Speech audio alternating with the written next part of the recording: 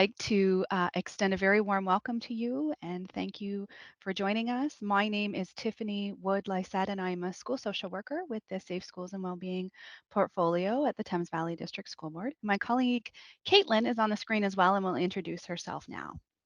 Hello, everybody, and thank you so much for joining us. As Tiffany mentioned, my name is Caitlin Chow.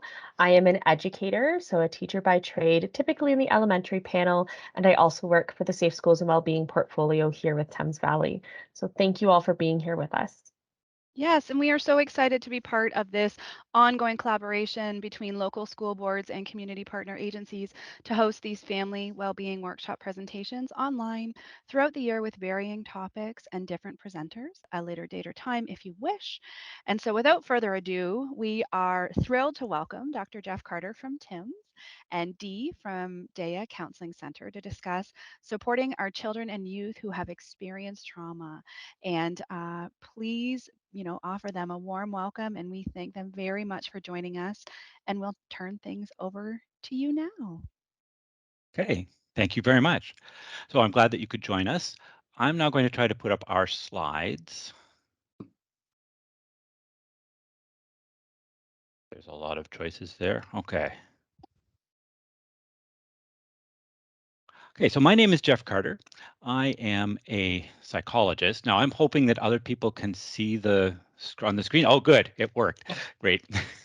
I was kind of worried because it looked different on my shop here at home. Okay, so my name is Jeff Carter. I am a psychologist, and I am very pleased to be here, and I'm very pleased to be presenting with Dee, and I'm going to turn it over to Dee to introduce himself and tell us about DEA. Thank you. Yeah. My name is Dee. I'm the executive director at Dia Counseling Center, and I'm also one of the therapists there. So I wear a lot of hats, and I'm part of TIMS, and that's Mhm. how Jeff and I know each other. Dia is a counseling center that provides, we try to provide affordable psychotherapy to people, basically. So we have a sliding scale. We rely a lot on donations and contributions and generosity of the community. And yeah, so that's who Dia is, and that's Right. what we do. Oh, and Okay. I should say our population that we serve is 16 and above, because that might be important. So I want to tell you a little bit about TIMS, which is towards an integrated mental health and addiction system. And our dream at TIMS is that there would be a system for mental health and for addictions that work together and is across different sectors, so addictions and mental health and family supports and um, uh, we have people involved from child protection. We have people involved from health, from population health, public health. So we would like to see these systems working together. And we are a planning table. We get together 2 or 3 times a year. We have a speaker who joins us, and then we have our discussions that come out of that. And we are also, as a planning table, we look at priorities and then contribute those up the chain to the people who make the decisions about such things. So we do have parent representatives. Most of the time, the parent representatives we have are people who are in some way involved in parent organizations, rather than people who are simply there. We have several people who have experience either using the mental health system or being caregivers for people who use the mental health system, but it's usually we have some other role in addition to that because we're not primarily looking at individual people as much as we're looking at the broad system. So that's Tim's. And we're not here to talk about that. We're here to talk about trauma. I do want to point out that as we're talking about trauma, I want to acknowledge that we're talking about individual people having trauma, but we are not, in particularly my heritage, are not people who were the first ones here, and that there was a systematic attempt to destroy some of the relationships that we are going to talk about being so important with trauma. And there were traumatic events. So I want to take this moment just to acknowledge that before we move on to what are we going to talk about today. So we have a number of things. We're going to talk about what is trauma. We'll define it. We'll talk about some different symptoms and have some commentary with that. We will go beyond the diagnosis and talk about some of the behaviors and some of how it affects real life. We will talk about some common treatments, and then we want to close with some take-home messages for you. So those are our goals for tonight, and I hope we meet them. So I'm going to start by talking about what is trauma. So suddenly, our circumstances are greater than our resources. And this varies from person to person. So if that were me out swimming and that wave was coming in that you can see on your screen, I would be overwhelmed.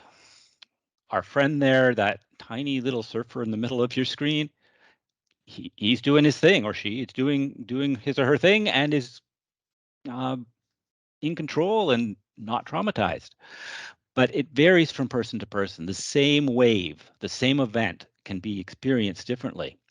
And everybody has different vulnerabilities. And I'm always reminded of a former supervisor who worked in burn units and some quite horrific things and traumas that people had been through. And he could do that. But there was another unit on the hospital, another medical unit that he just couldn't go to. And so we all have something, and we may look like we're strong and can put up with everything, but we all have our own vulnerabilities. And the surfer there can handle that wave, but there may be other things that surfer can't handle. Okay, so I want to talk a little bit about what is trauma. So the first thing is that we have to have had some kind of event. And when we're doing a diagnosis, it's defined in what it is, but we know that trauma doesn't depend on the diagnosis, and the treatment doesn't depend necessarily on meeting all the criteria for the diagnosis. But within a diagnostic question, is does somebody meet a post-traumatic stress disorder or complex stress disorder or developmental trauma? There has to be some kind of serious event or sexual violence or injury that they've either been exposed to or has been threatened. And it's broadly defined. It's some bad thing that has happened, and the same thing may affect people differently. And these may be called, for those of you who heard last night, the adverse childhood experiences, and so the ACEs. We're not going to talk a lot about that, but there is a connection there.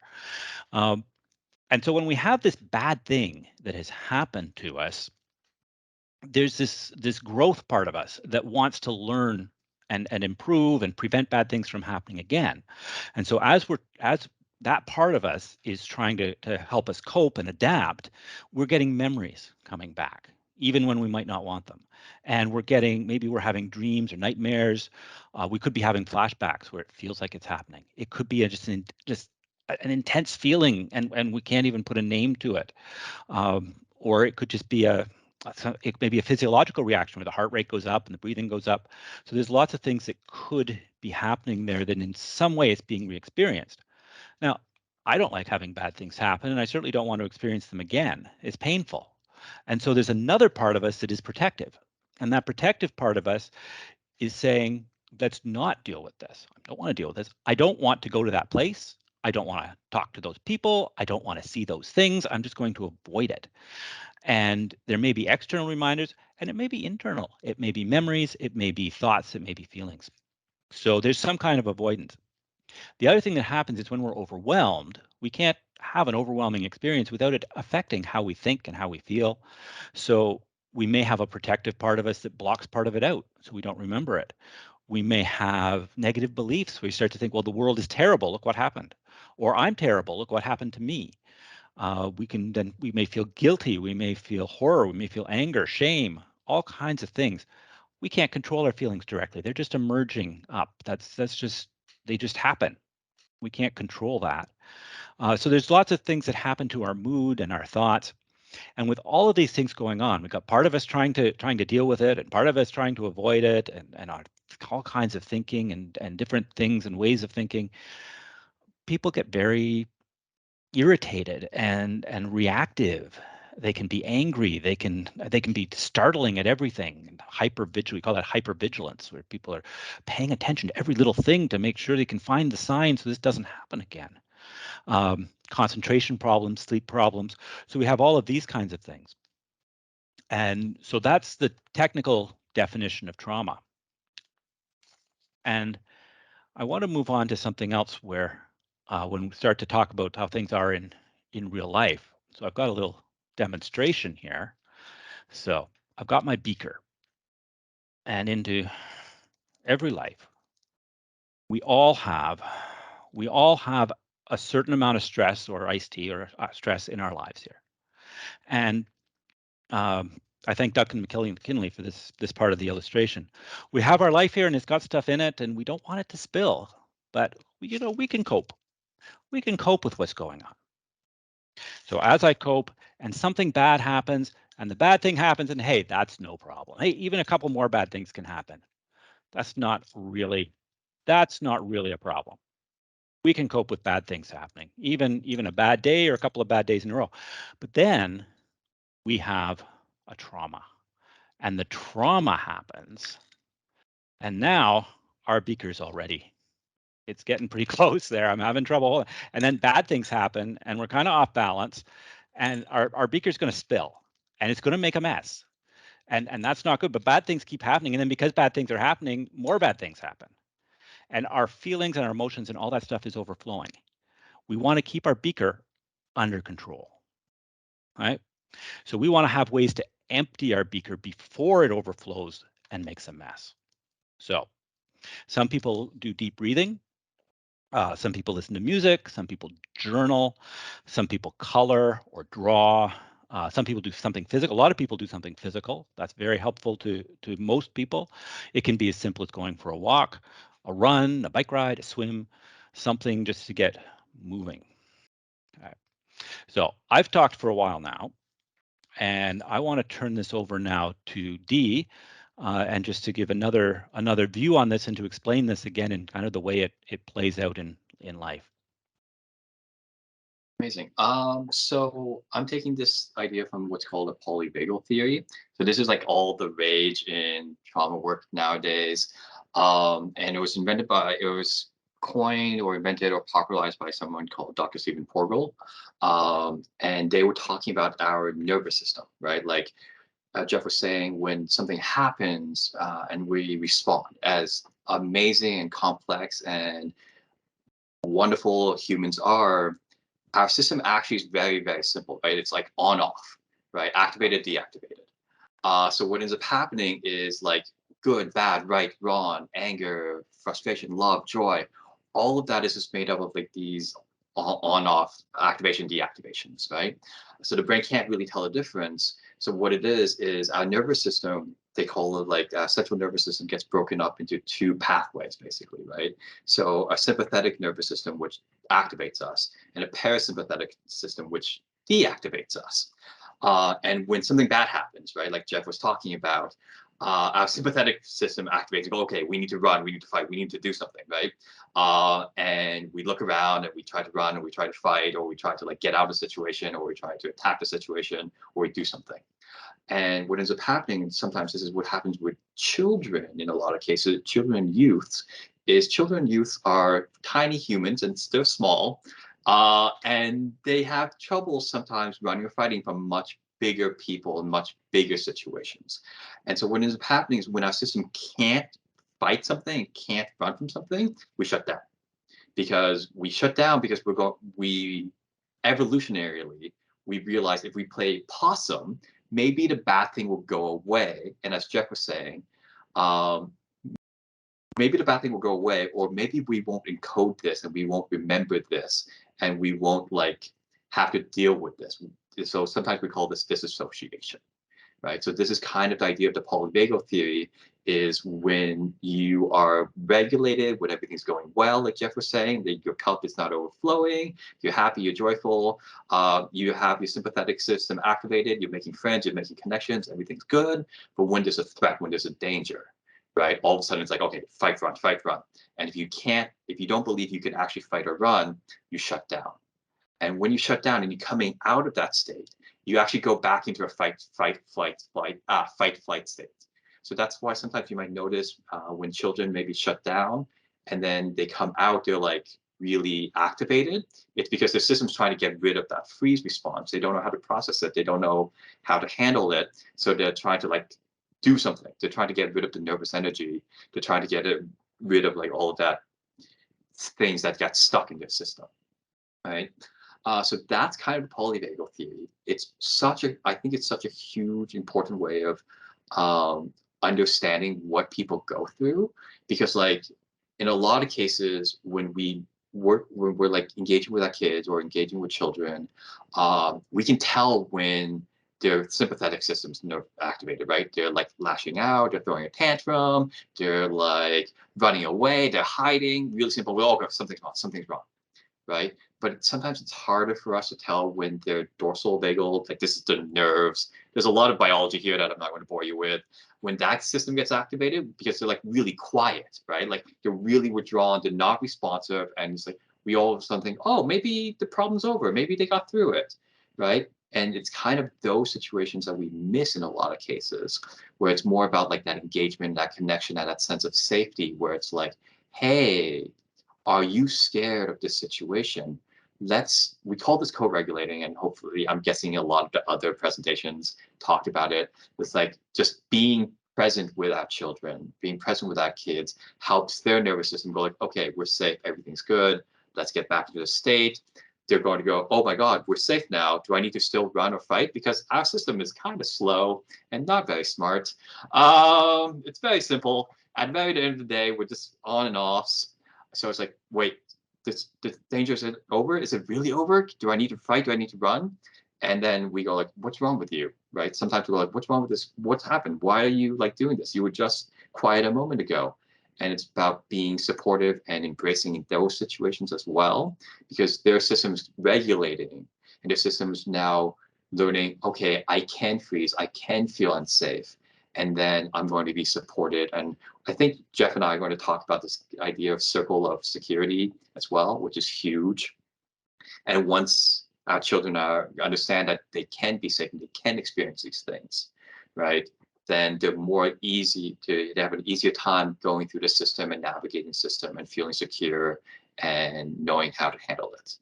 I'm going to throw in something right here because I wanted to talk about this, and I don't think I created a slide to talk about this. I will talk about this. I think one of the huge things is this idea that what we internalize is really important.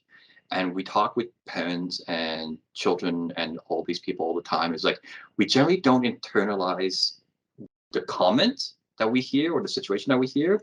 We internalize the meaning that we apply to it. So like I don't know how many people here feel like they have a sense of perfectionism, or like they might be quote unquote the type A, or any of these ideas that they're afraid of failing and doing something wrong. I always tell people who like have these experiences, I almost guarantee you at some point in your life, you heard, oh, you're so capable, or you had so much potential, or look how great you are. And if your kid internalizes like that message, amazing, great. Look how great I am, look how much potential I have. But if you internalize the thought after, right? If I have so much potential, I'm not living up to it. Or I'm so capable, right, that I can't fail at anything, right? Look how good I am, which means I can't do anything wrong. So it's really important to know like what our younger humans, little humans are internalizing, and having them understand like what we mean and what they believe. And that plays such a huge role in our like nervous system and our regulatory abilities. Because like Jeff was saying, we are hardwired to like notice dangers, and this is what triggers are, right? Like, oh my God, this is something that's going to happen before, and if I keep doing this or keep going down this path, it's going to happen again. And our system was like, we can't do that, right? And we try to prevent it sooner and sooner and sooner and sooner. And all of a sudden, I hear a noise, and all of a sudden I'm ducking underneath the table because my brain tells me if I don't duck under the table, something bad's going to happen, right? So I might as well duck under the table sooner than later. So that's the whole polyvagal theory and kind of this whole idea, huge in the world of trauma work right now. I don't know what's next. Oh, trauma, counseling, psychotherapy. Still me. Okay. There's also a few differences. this is, so I stole this. I cannot remember her name. She is a psychiatrist, or was a psychiatrist at the LHSC, and she talked about like the differences between like counseling and psychotherapy and trauma and like the work. And the reason why I have like this image of the tree is depending on what you want to do, maybe you're working on the leaves and branches of the tree, right? Like what we call this surface level work, and you're just trying to maintain, you're just trying to like get through day-to-day stuff. That's a lot of what we would consider like checking in, counseling, right? Maybe not making a lot of big changes or making a lot of huge changes. It's very much about just maintenance and checking in and doing the surface level work. And then the other conversation is you might want to do deeper level work, right? Deeper work, which is like really getting in at what's triggering your things and why it's triggering your things and what's the sequence of events and how to like maybe take another path. That's a lot deeper work, and that's like really nurturing the roots of your situation of this tree.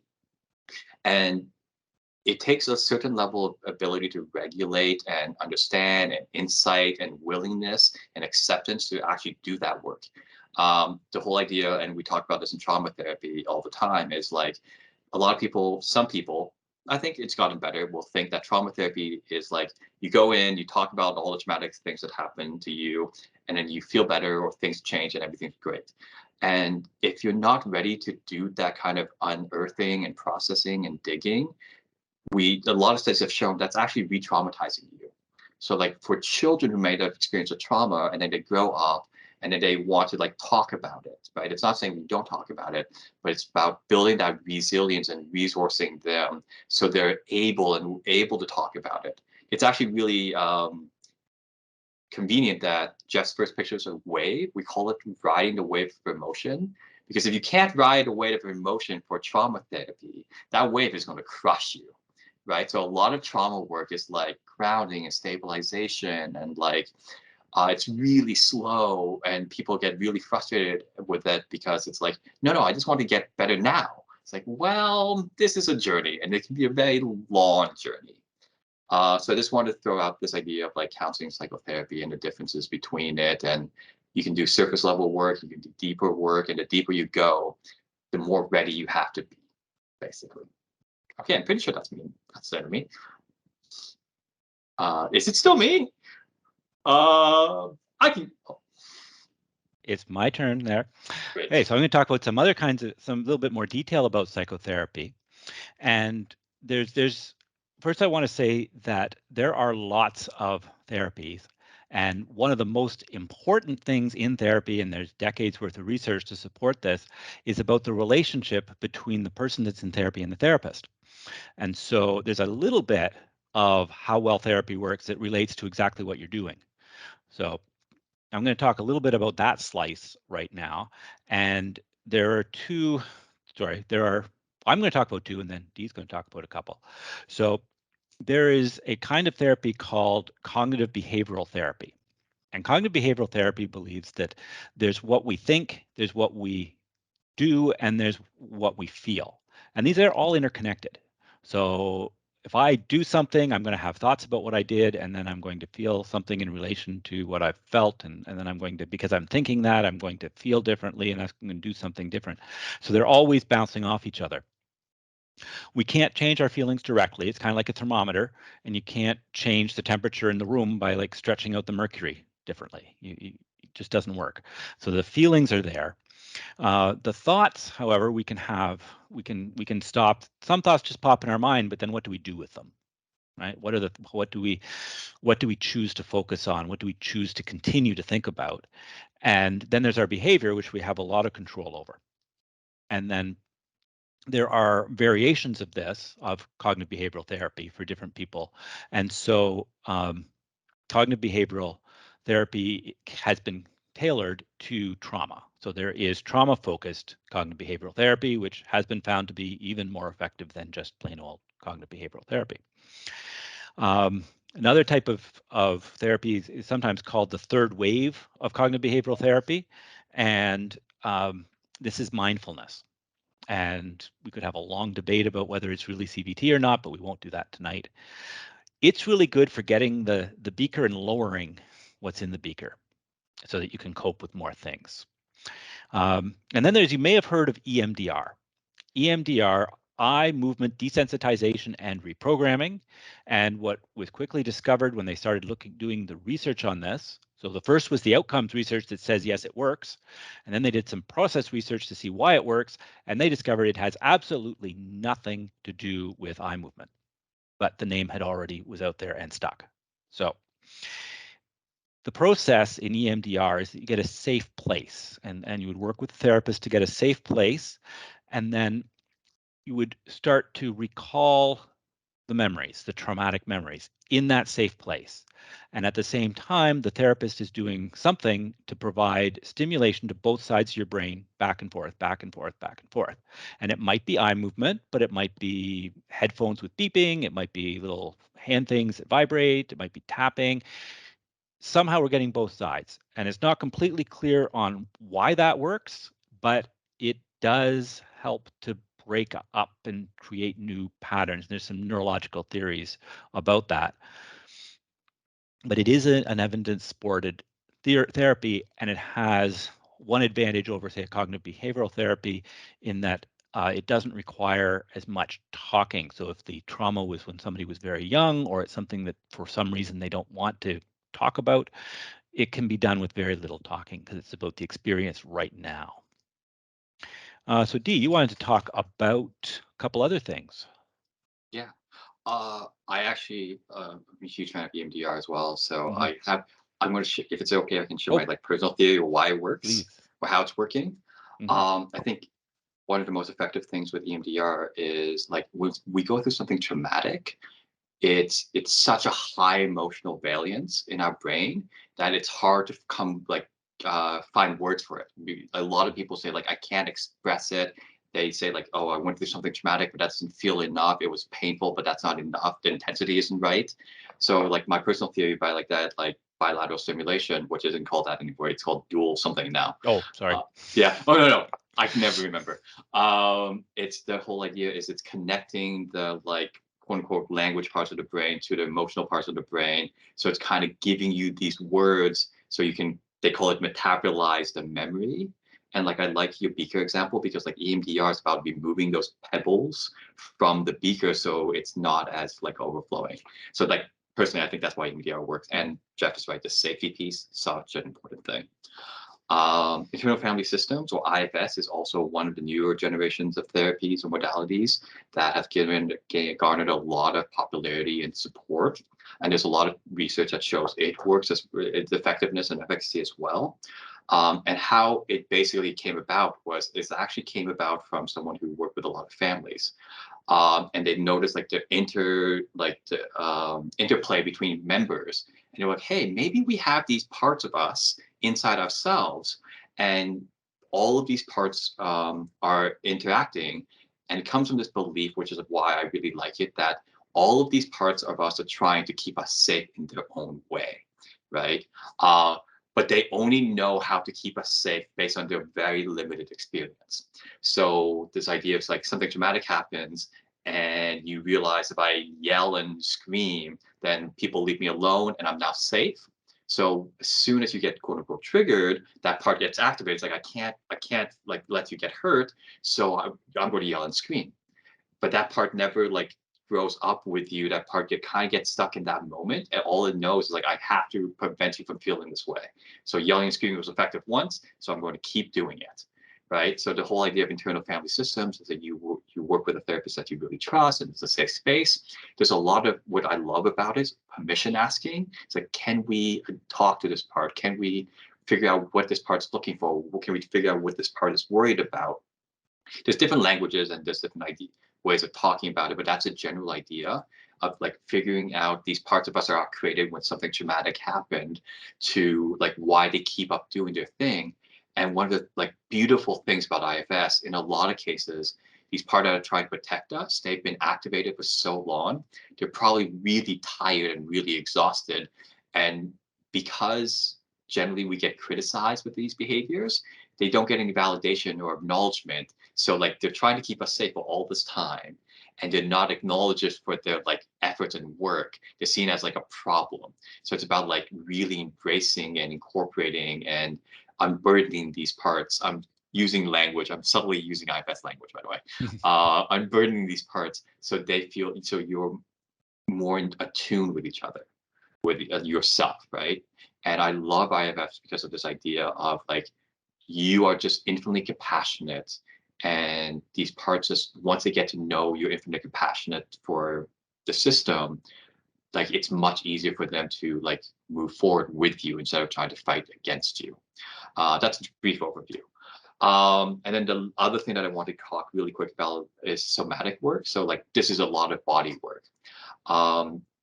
TFCBT is very effective, and there's a lot of evidence into it. And there's this newer generation of therapy that's talking about like a lot of trauma gets stuck in the system, in your body, right? And you can feel it in your body, like rapid heart rate, like stomach, like a pit in your stomach, tense muscle tensions. So if you can do a lot of body work, recognizing what your body is going through, how it responds to trauma, and then get yourself into a different state, like learn to relax and ground, it releases this trauma. It's what's his name? Tiger by the Tail. The Tapping, Peter Levine. Paul Levine. This is also kind of a lot of EMDR work, where it's like, this is why tapping sometimes work, because it very much this idea of body work, about like getting yourself comfortable and feeling safe and connected with your body. Because for a lot of people who experience trauma, that safety is broken, right? You don't feel like you can live in your body because your body was hurt, so you have to mentally check out. So it's about re-engaging that like safe connection. This generally takes a lot of time. It's kind of slow work, but once it's like delved into, it's very fruitful. It's very worthwhile. But again, safety is paramount. You have to trust who you're working with, that you're going to be safe and not judged in that environment as well. So those are the two ones that I use a lot in a lot of cases for trauma work as well. I also use EMDR because it's just really neat. Okay, thank you. So actually, just before I go there, as Dee was talking about the EMDR, it reminded me of one of the things about trauma and the way that the brain works. It's called a flashbulb memory. And if you are of my generation, you know exactly where you were and what you were doing on September 11th. You might not know what you did on the 12th or the 9th, but you know where you were exactly. And that kind of memory, it actually gets coded in the brain differently. And usually when we have a memory, we have to rebuild it. We kind of had the parts and we figure it out. But with a flashbulb memory, it's there with all of its detail, and there's this whole flood of cascade of neurotransmitters in the brain that happen. And being able to break some of that down and transform something from being this flashbulb that's hard and exactly like this to being more fluid is an important part of all of these different therapies. Then I wanted to talk about peeling the onion. And you need to find the approach that works for you and for your family, and find the person who you're working with that works with you and your family. And there may be, and Dee was talking about this already, there may be a lot of other issues you have to deal with first before we get to the actual trauma. We often have to start with the leaves to get down there. So we have to kind of peel the onion until we get to the part. And I remember one of the first families I worked with as a student. I worked with this boy for about a year, and my supervisor was working with his mother. And just as my rotation was finishing, a year later, we were starting to talk about the actual trauma. So it can take a long time to get there. It doesn't have to, right? Every situation is unique, and so it might be much quicker than that. To move on to, there we are. I want to talk about a little bit of attachment theory, but before I do that, I want to lay a bit of groundwork from, I got the good house, bad house image here from Dr. John Briere. And so here's a 2-day workshop in 2 minutes. Attachment happens in a whole bunch of hundreds and thousands of tiny little interactions that just take a few seconds. And all these small reactions happen over and over and over. And if we are fortunate to be in the good house, which doesn't necessarily have to mean a lot of money, it doesn't have to be the material things. We're talking about the emotionally good house where my needs are being met and people are responsive to me. If I'm fortunate enough to grow up in the good house, then I am going to be more resilient than the people who grow up in the bad house where bad things have happened. So resilience in my experience over the past 20, 30 years that I've been working with kids with trauma, resilience is a bigger part of what we see, how we see day-to-day functioning changing than changing symptoms. Often is if we can build people up so that they can have more resilience, they are able to be more to be more effective, and then they can cope better with the symptoms. Now, I hope I have not discouraged anybody by talking about these two houses, because there's one more thing before I talk about attachment theory precisely, and that is that it's all about the relationship, and all is not lost if you happen to have been unfortunate enough to grow up in the bad house, because you can build yourself a good house, and you can become what the attachment theorists call an earned secure, where you might not have had a secure attachment where you could count on people and you could feel like you could count on people and you could be counted on. You might not have started with that, but you can get there and you can build those relationships over time. I want to talk, Dee and I are going to talk a little bit more about attachment theory, and I'm going to start by talking about the circle of security. And there's really three parts to the circle of security, which is on the right side of your screen, left side, sorry, the left side of your screen. So the circle of security, there is that upper part, they call it the top of the circle. And the top of the circle leads to the secure base. So if I'm going to go out and I'm going to explore the world and I'm going to be the adventurer and I'm going out, I need a secure base to go from. So somebody is going to be my secure base, and then I go out and I check in with them and, oh, everything's still good. And I go out and I have another adventure and I come back and, oh, everything's still good. And I go out, and there's the secure base. Now, not everything is always good. So we have the bottom of the circle, and the bottom of the circle leads to what we call the safe haven. So something has gone wrong. I'm not feeling good. I'm feeling scared. I'm feeling weak and powerless. And I go to my safe haven and I am nurtured and reassured. I'm not looking for encouragement right now. That would be a safe base place. But if I'm feeling more encouraged, being more reassured and comforted, that's going to be my safe haven. The other part, the third part that the circle of security talks about, is the hands on the circle, and that is creating the environment. That is where parents, we can and have to create the environment and set the boundaries, and other authority figures will set the boundaries. Now we might not like it when people set boundaries for us, but they are trying to keep us safe, and they're trying to keep everybody safe. And so we do have boundaries and we do have rules and we have limits. And in fact, when we feel like there are no limits and no boundaries, that means that there aren't any, and I have to look after all of it myself, and I have to be hypervigilant, which we already said was one of the symptoms of trauma, is that I'm always looking for danger. But if I know there's somebody in charge and they're taking care of it, that's the hands on the circle. Okay. So Dee, you're going to talk about attachment styles. Yeah, attachment styles. So there's like a few different attachment styles, and this is one of the theories about if you have, let's say, avoidance. It's broken up into this idea of like avoidance, low high avoidance, or like anxiety, low high anxiety.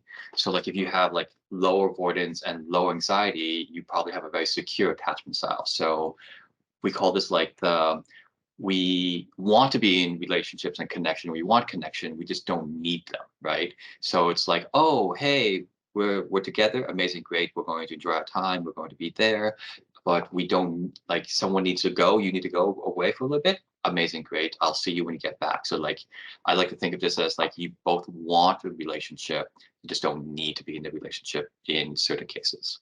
And then they talk about anxious attachment. So if you have really low avoidance but really high anxiety, then you might be really anxious about forming attachments and forming connections because like you really want to do them, you want to reach out and you want to connect, but you're always worried what's going to happen, how they're going to someone's going to respond, right? So it's really scary for you to connect. And then they have this idea of fearful attachment, high avoidance, high anxiety, right? I think this is the one that says like, I hate you, don't leave me.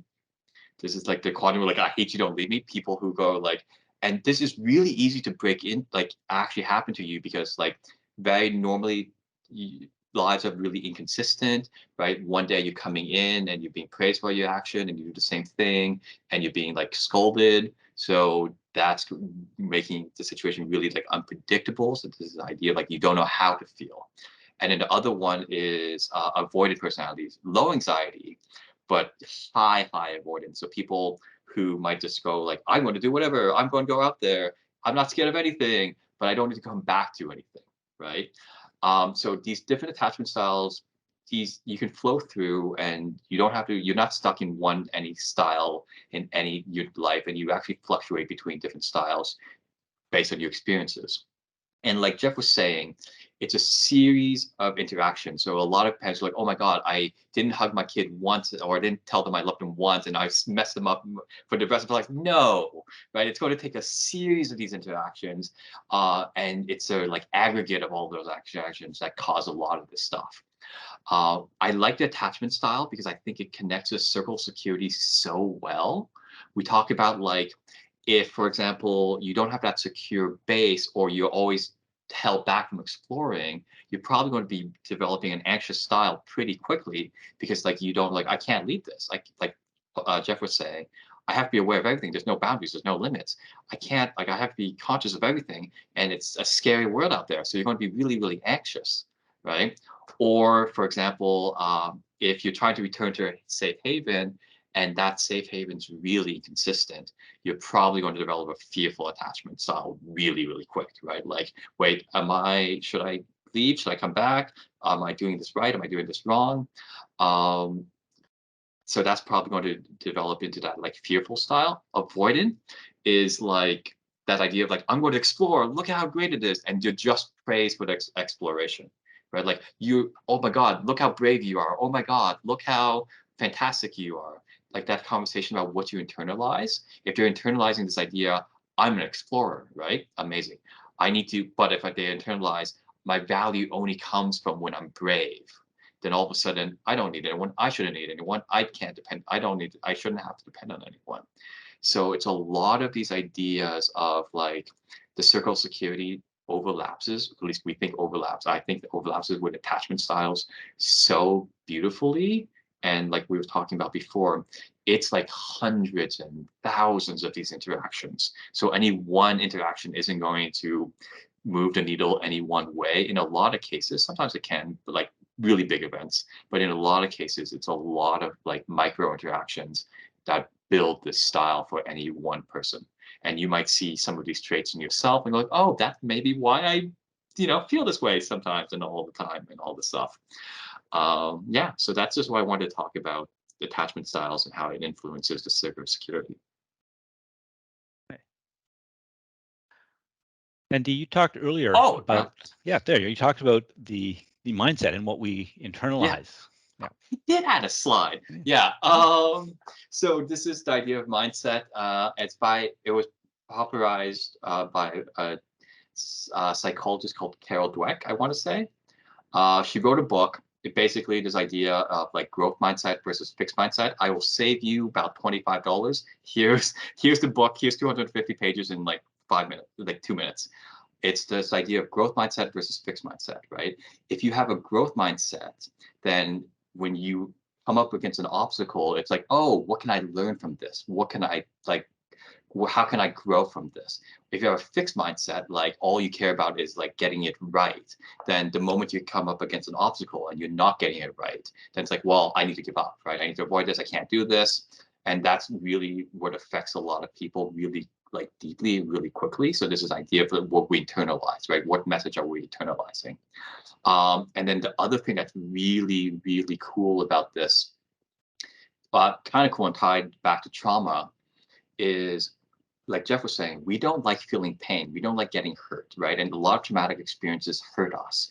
And the emotion and the feelings are so intense, it actually overwhelms our ability to go like, what should we learn from this? How do we grow from this? What do we do to not engage, like have this happen to us again, right? But because the emotions are so intense, all we do is focus on the emotions and we forget about everything else.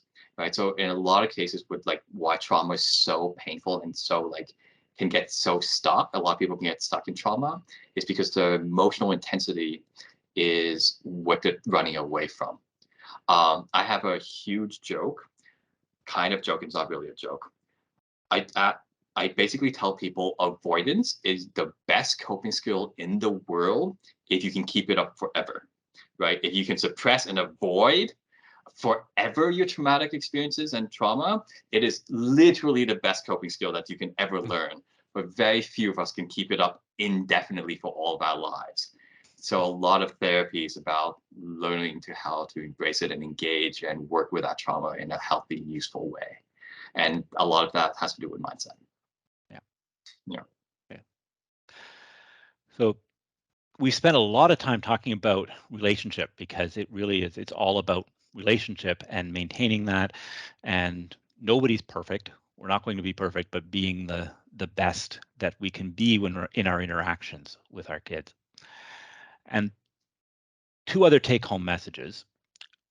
One of them, I didn't make up this term, but connection before correction.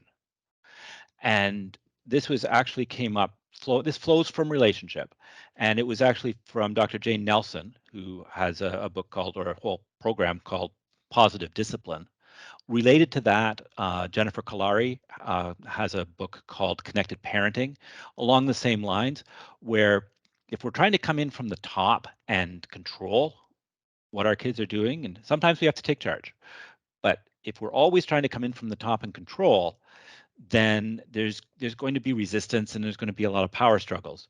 Whereas if we can connect with somebody and we can be having the connection with them and we're understanding where they're coming from, we can help to kind of bring down that, we can empty that beaker, and we can then, because we can be a more of a safe haven or a secure base, we can bring down the emotion, and now we are able to work through whatever the issue was that's at the core of it, instead of building up the onion and adding layers to it, because we're all getting more and more upset. So this idea of connection before correction. And the last take-home message here is to look after yourselves, because I'm going to let Dee explain why it's so important to look after yourself. Oh yeah, this idea of monkey see, monkey do.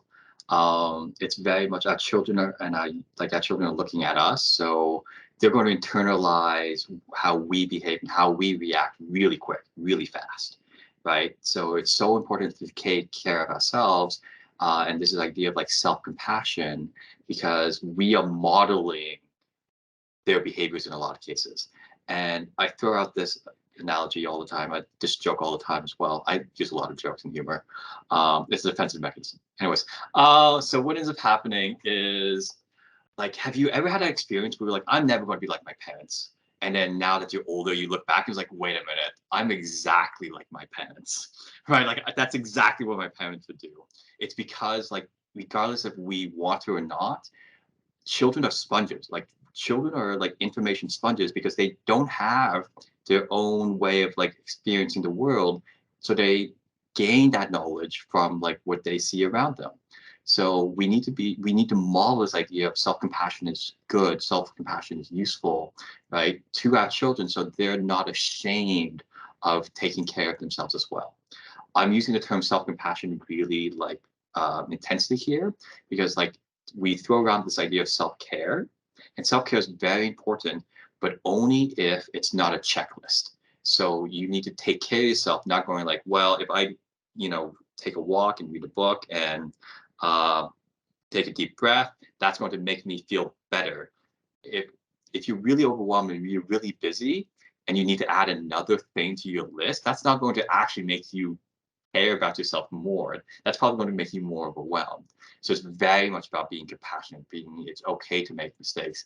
It's okay to grow. It's okay to try. It's okay to fail. It's okay to succeed, right? All of these things are good because we are the monkey that our children are imitating until they can go out and be the monkey for someone else, basically.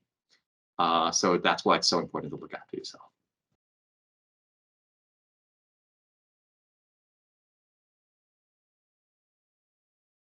Okay. Now I'm wondering if we have any questions. We do. I actually have 3 questions already submitted to the Mhm. Q&A. So first of all, thank you both for that. That was a lot of fantastic information, a lot for us to sit and think about. But I was hearing some really key messaging just about recognizing the way that trauma affects us differently, right? And recognizing the power of relationships to start some of that healing. And that those are some of those key takeaways for us tonight. So one of my first questions that came through from a participant is when a child is too young to realize that trauma is around them, could it affect them when they are a little bit older? Go ahead. Oh, children are so insightful. The whole conversation is like they're almost never too young, right?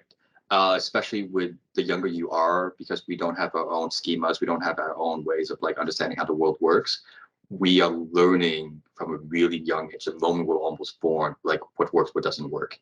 So a lot of like innate behaviors that we don't like understand why we do, I would say it's probably from something they witnessed from a really young age that they internalized really quickly because like that's how we survive. We can't take care of ourselves. So we need to know what we need to do to like survive and be taken care of by others. So Yeah. maybe we might notice when they're older some kind of unexpected behaviors and realizing that maybe it's connected to when they're earlier. Yeah. Yeah. Yeah. Yeah. And the other thing to remember is that our memory system develops over time. Just because we don't have a verbal memory of something or a conscious memory of something, that doesn't mean that we haven't remembered it. And the body keeps the score Yeah. is the name of Which the is a book. famous work by Bessel van der Kolk. Yes. And the body keeps the score is a perfect example of, yes, children can experience things like you said, Dr. Jeff, and have body memories, but maybe not like verbal or language-based memories. Yeah. Yeah. Thank you for And, that. and yeah, and that ties back to what Dee was saying about the somatic therapies, because the Yeah. younger somebody is when these things happen, the more likely it is that it is going to be housed in, it's going to be physically, it's going to be felt physically, rather than being kind of neatly organized in some schema, some memory that we have as a conscious verbal memory. So it absolutely can affect them.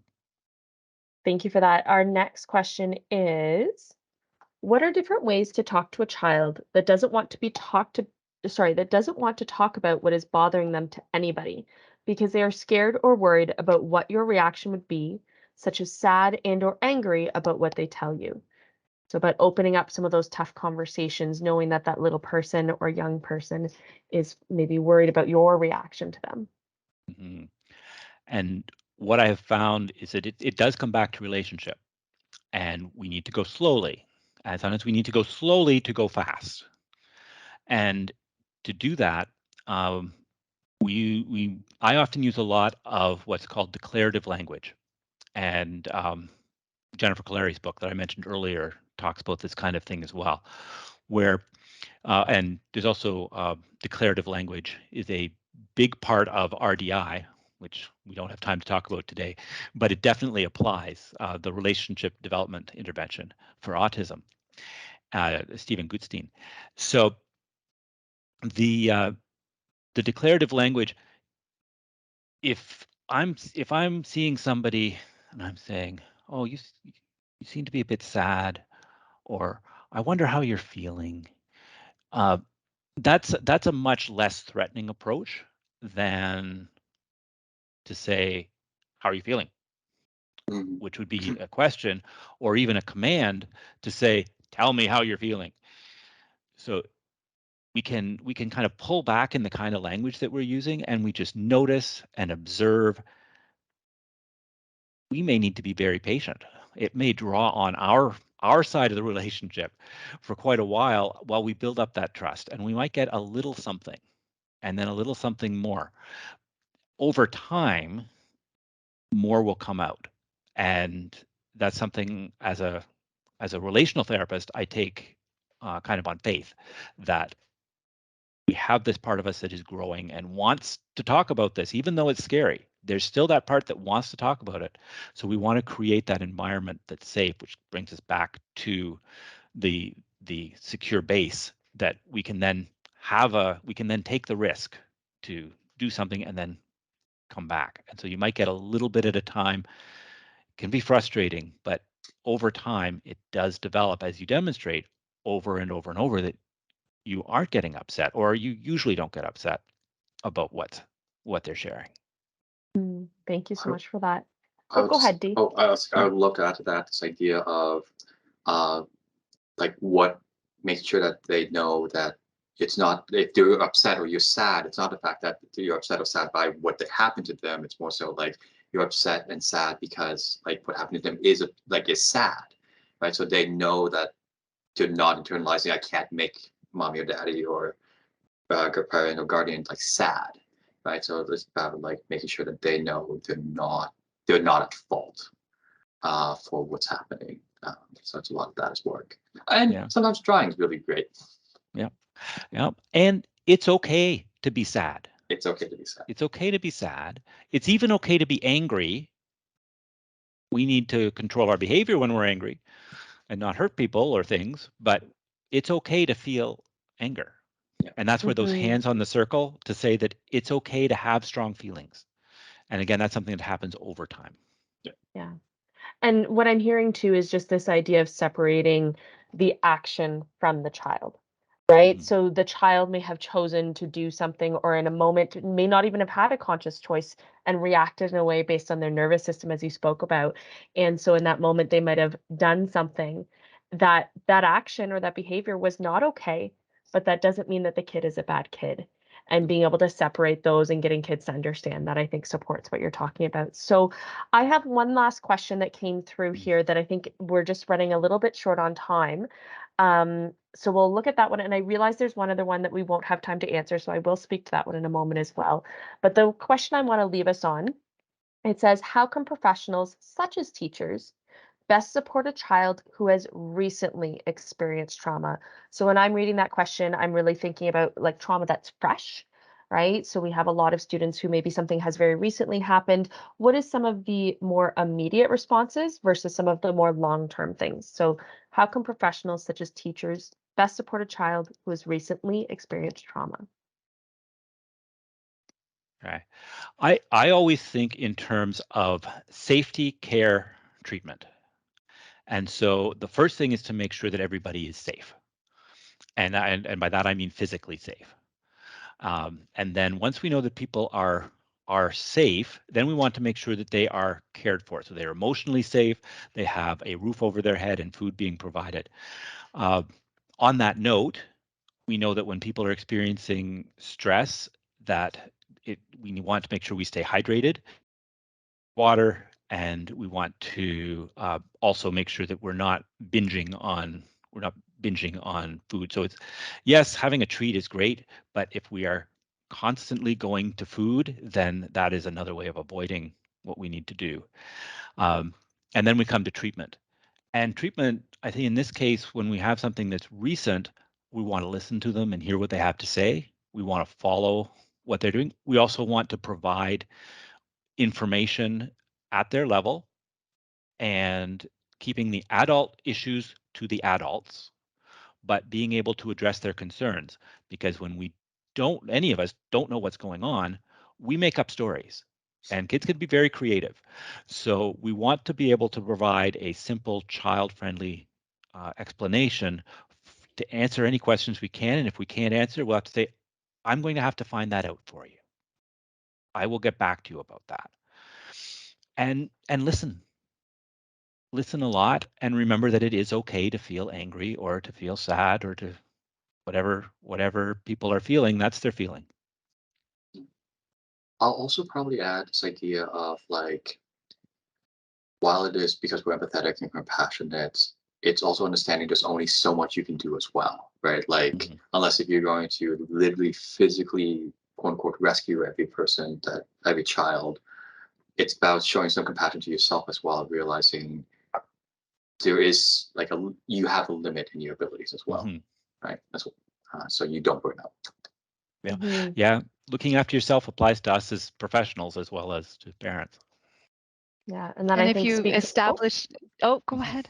No, that's okay. I was just going to speak to that idea that Dr. Jeff was talking about at the beginning, that idea of community, right? When we come together and we're integrated, so whether you're a professional, whether or not you're a teacher, whether or not you're a caregiver, when all of us can wrap around a child who's experiencing something to be able to best support them, it doesn't fall onto any one adult or any one caregiver, recognizing that there's always going to be a team that you can access.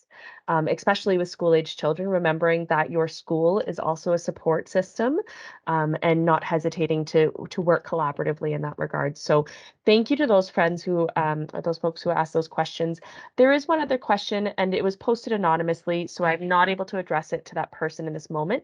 It was just very specific. So if you would like that very specific question answered, please reach out. Tiffany's contact information is there, and we would be happy to address it further. I'm just trying to be mindful of time and the depth needed for that question. Wonderful. And so, yes, first of all, let me say, Caitlin, that that was exactly what I was going to say with a community of care. So I think we've spent enough time together that we think along the same lines. Little. So That's thank you for saying that. So just a couple of concluding remarks.